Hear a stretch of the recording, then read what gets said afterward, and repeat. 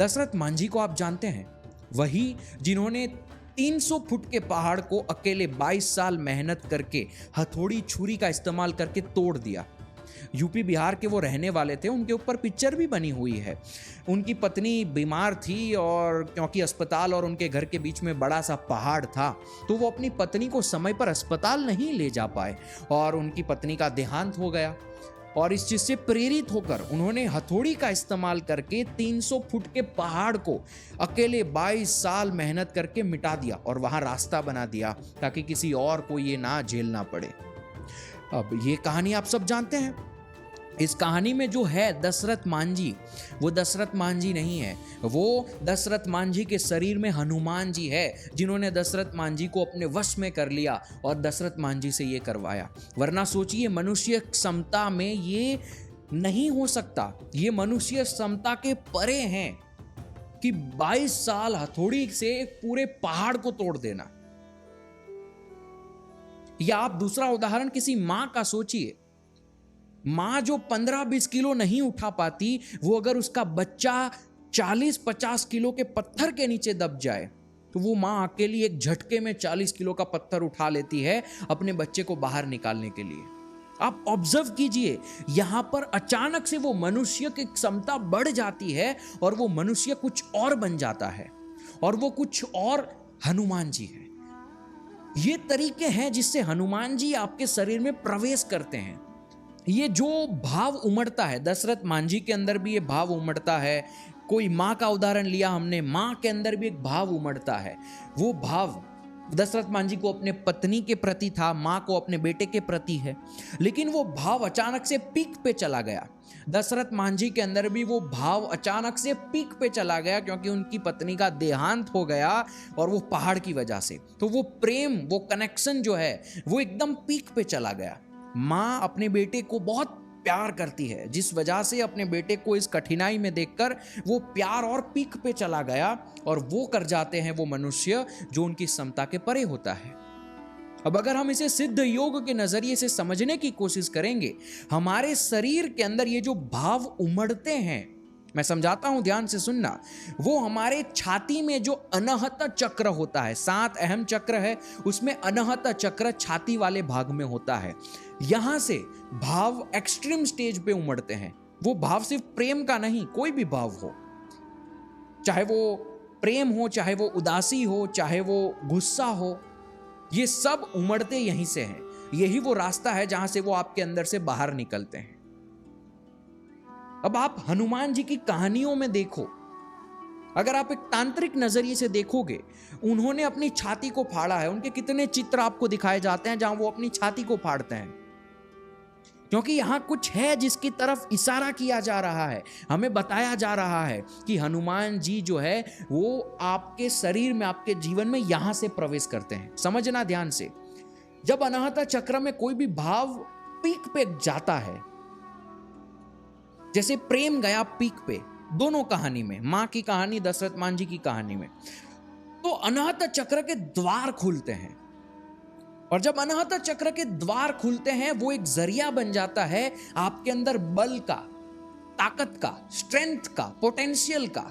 आपकी क्षमता बढ़ जाती है, अचानक से एक बल, एक ताकत आपके अंदर प्रवेश कर जाती है। और उसका रास्ता खोलता क्या है? वो भाव जो पीक पे गया। आप देखिए, उदाहरण मैंने दिए हैं ताकि आपको समझने में आसानी हो। दशरथ मांझी का प्रेम का भाव जैसे ही पीक पर गया, अनाहत के द्वार पूरे खुल गए और वहां से बल उमड़ता है। पाओगे कि जब आपके अंदर बल आएगा, अब अगली बार जब आपके अंदर बल बढ़ेगा, तब आपको मेरे ये शब्द याद आएंगे कि हनुमान जी आए हैं, लेकिन अब मुझे रावण नहीं, मुझे अब राम बनना है, बुद्धि का इस्तेमाल करना है। चाहे आपके दुख भी पीक पे जाए या सुख पीक पे जाए, जब वो पीक पे जाता है, कॉन्शियस रहो उस चीज पे, प्रैक्टिस करते रहो अपने जीवन में इन चीजों की, तो खुद ब खुद ये चक्र वक्र काम करने लगते हैं। तो जब हैप्पीनेस पीक पे चली जाए ना, उस पीक पे पहुंचने के बाद एक्शंस मत लेने लगो तुरंत। आपके अंदर क्षमता बढ़ी होगी उस समय पे, जब आपकी हैप्पीनेस पीक पे जाएगी, जब जीवन में कुछ बढ़िया होगा, आपकी हैप्पीनेस पीक पे जाएगी, अनाहत का द्वार खुलेगा, आपके अंदर हनुमान जी प्रवेश करेंगे, बल प्रवेश करेगा, आपकी क्षमता बढ़ जाएगी। और आप उस समय पे किसी को कोई वादा कर देते हो, किसी को कुछ कह देते हो, तब आपने अपनी आज्ञा का इस्तेमाल नहीं किया, और फिर जब आपकी हैप्पीनेस शांत होगी तब आपको पछतावा होगा कि अरे ये मैंने क्या कर दिया, खुशियों खुशियों में मैंने ये कर दिया। या दुख में भी सेम होता है, दुख जब बढ़ता है तब हम कुछ एक्शंस ले लेते हैं, गुस्सा जब बढ़ता है तब हम किसी को कुछ कह देते हैं। पहली साइन ये है कि अगर हनुमान जी आपके अंदर कोई बल अचानक से उठा तो समझो वहां हनुमान जी है। ये पहली साइन है हनुमान जी की उपस्थिति की। दूसरा पॉइंट, अब ये थोड़ा और महत्वपूर्ण है। आप में से कई सारे लोगों ने मुझे ये कहा है, कई सारे लोग कहते हैं कि जब हम रात को सोते हैं या हम अगर कमरे में अकेले ध्यान कर रहे हैं तो हमें ये एहसास होता है कि किसी की उपस्थिति है हमारे आसपास और कोई हमें देख रहा है। हम रात को उठकर वॉशरूम जाते हैं तब हमें यह महसूस होता है कि किसी की उपस्थिति है जो हमारे अगल बगल कहीं पर पीछे है, आगे है, कोई हमें देख रहा है। अब ये क्यों होता है ये समझना, मैं दूसरा पॉइंट आपको यहां कह रहा हूं। कई बार क्या होता है, हम हमारे शरीर को खुला छोड़ देते हैं। हम अगर डिप्रेस्ड हैं, समझना, हम अनाहत चक्र, हम डिप्रेस्ड हैं, हम उदास हैं, हमारा अनाहत चक्र पीक पे, हम उदासी में हैं, हमारा अनाहत चक्र खुला है, फुल ब्लोन। अब क्या होता है ना, क्योंकि ये खुलता है, ये केवल एक रास्ता हनुमान जी के आने के लिए नहीं बनता, यहां पर बाकी सारी चीजें भी आप पे हावी होना शुरू करती है, जिसे हनुमान चालीसा में भूत पिशाच कहा गया है। ये भूत पिशाच एक्चुअली भूत पिशाच नहीं है, ये साइकिक क्रेन्स हैं, आपके मेंटल डिस्टर्बेंस हैं, आपके कर्म के डिस्टर्बेंस हैं जो आपको ऐसा महसूस कराते हैं। जब कोई बहुत उदास या बहुत पीक पे हो, किसी भी इमोशंस के, लव के पीक पे हो या सैडनेस के पीक पे हो, अनाहत पूरा खुला हो, तब बाकी चीजें आप पे क्लिंज करना स्टार्ट करती है। आप एक मैग्नेट बन जाते हो, नेगेटिव चीजें भी आपके ऊपर क्लिंज करना शुरू करेगी। देखिए, मैं ऑनेस्टली बताता हूं, कुछ ऐसी डिसएम्बोडिड यानी जिनके शरीर नहीं है, जो मृत्यु पा चुके हैं, लेकिन हमारे आसपास ऐसी ऊर्जाएं मौजूद होती है जो शरीर ढूंढ रही होती है या फिर वो दिमाग ढूंढ रही होती है अपनी कुछ पुरानी वासनाओं को पूरा करने के लिए, उनकी कुछ पुरानी डिजायर्स को पूरा करने के लिए।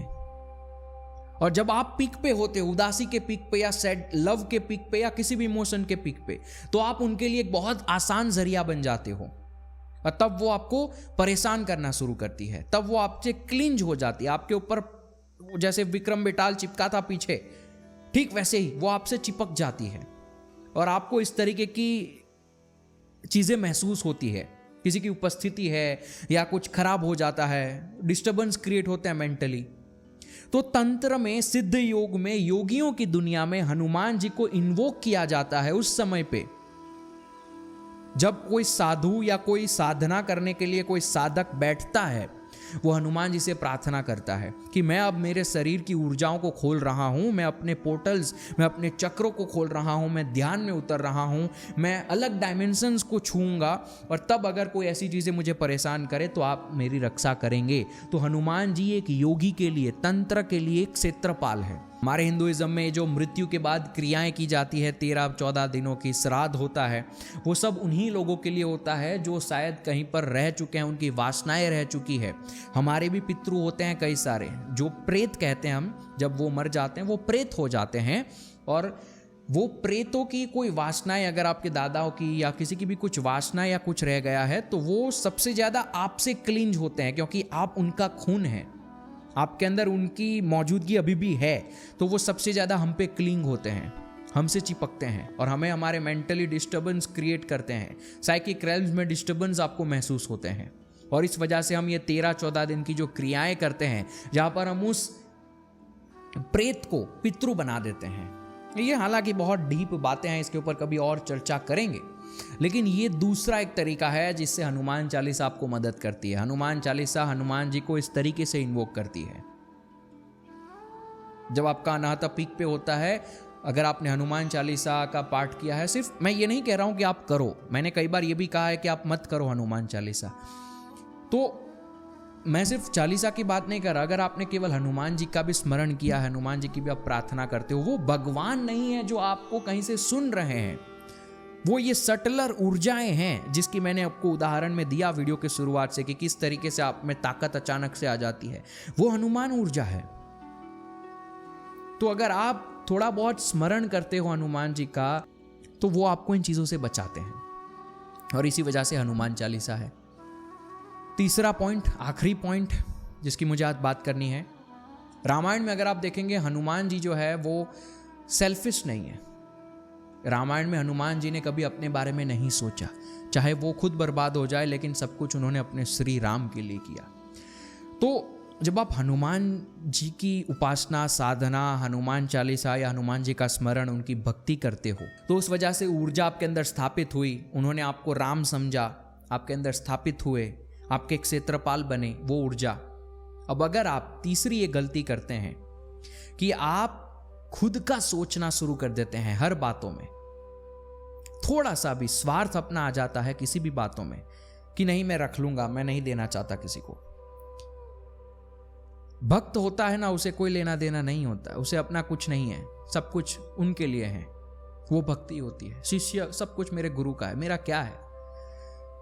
जब आपके अंदर से स्वार्थ चला जाता है तो हनुमान जी आपके अंदर रहेंगे। जो आपने जगाया, जो आप हनुमान चालीसा को करते हो, जो आपके अंदर ऊर्जा इकट्ठा होती जाती है, एक बार स्वार्थ आया सब वेस्ट, सब चला जाएगा। ये तीसरा पॉइंट है जो हमें रामायण से सिखाया जा रहा है। अगर आप रामायण को सिद्ध योग के नजरिए से देखो तो इस तरीके से है रामायण, इस तरीके से है हनुमान जी। ये है तीसरी साइन आपके लिए। अगर आपको ये पसंद आया है, अगर आप इसको समझ पाए हैं, अगर आप ऐसा और सुनना चाहते हैं, तो आप चैनल को सब्सक्राइब कर सकते हैं, वीडियो को लाइक कर सकते हैं, नीचे अपने विचार बताइए। मैं जानना चाहता हूं, आप अपनी बातें बोलिए कि आपको क्या महसूस हुआ इस वीडियो को देखने के बाद। केवल इमोजीज मत सेंड कीजिए, लिखिए वहां पर, तो मैं समझ पाऊंगा कि किस तरीके से और उन्दी बातों को आसानी से लेकर आया जाए आपके बीच। आप क्या समझ रहे हैं, आप क्या नहीं समझ पा रहे हैं, ताकि वो मुझे मदद करे। मैं पढ़ता हूं कमेंट्स, रिप्लाई कभी कभी नहीं करता हूं, लेकिन पढ़ता सारी हूं। उनकी भी पढ़ता हूं जो गालियां देते हैं, और उनकी भी पढ़ता हूं जो अच्छा बोलते हैं। लेकिन मेरा कोई स्वार्थ नहीं है, मेरे साथ मेरी वो ऊर्जा है, और मैं आपको भी वो सिखा रहा हूं। तो 2 बटन, ये मेन पॉइंट था फर्स्ट। बाकी 2 पॉइंट तो मैंने ऐसे ही कहे हैं। पहला वाला जो पॉइंट है वो आज तक कभी किसी ने नहीं समझाया आपको। ये है वीडियो हनुमान जी की। फिर कभी और किसी देवता पे, किसी भगवान पे, किसी तांत्रिक सिद्ध योग साधनाओं पे, योगिक टेक्निक्स पे बात करेंगे। फिलहाल इतना ही। ये आपके लिए हनुमान साधना है। मैं क्रियाएं नहीं सिखाता, मैं आपको चीज़ें समझा देता हूँ, आप खुद एक साधना बन जाते हो, आपका जीवन ही साधना बना देता हूँ मैं। ये मेरा काम है।